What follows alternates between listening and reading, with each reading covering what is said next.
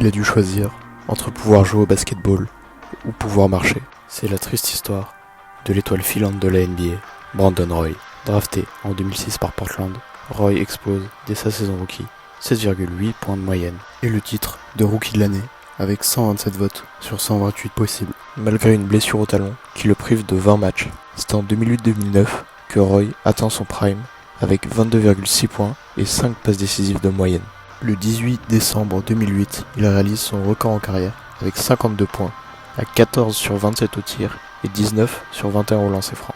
Il sera All-Star entre 2008 et 2010 et sera nommé dans la All-NBA Second Team en 2009. Kobe Bryant lui-même le décrit comme un joueur sans faiblesse. Effectivement, Roy peut shooter de loin, mais peut aussi attaquer le cercle, ce qui lui permet d'être considéré comme un des tout meilleurs attaquants de l'Ouest. Mais en 2010, les médecins lui diagnostiquent une arthrite dégénérative dans ses deux genoux, une usure irréversible du cartilage.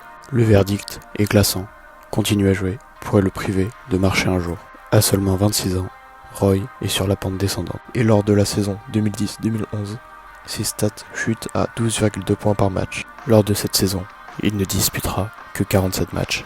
Mais lors du 4e match du premier tour des playoffs contre Dallas, il livrera sa performance la plus légendaire. Portland est mené de 23 points quand Roy sort du banc. Mais lors du 4e quart-temps, il marquera 18 points, ainsi qu'un 3 points avec la faute pour arracher une victoire 84-82. Mais Portland perd la série et Roy, épuisé par la douleur, annonce sa retraite en décembre 2011 à 27 ans. Et pour vous, est-ce que c'est le plus grand what if de l'histoire de l'NBA ? Dites-le moi en commentaire.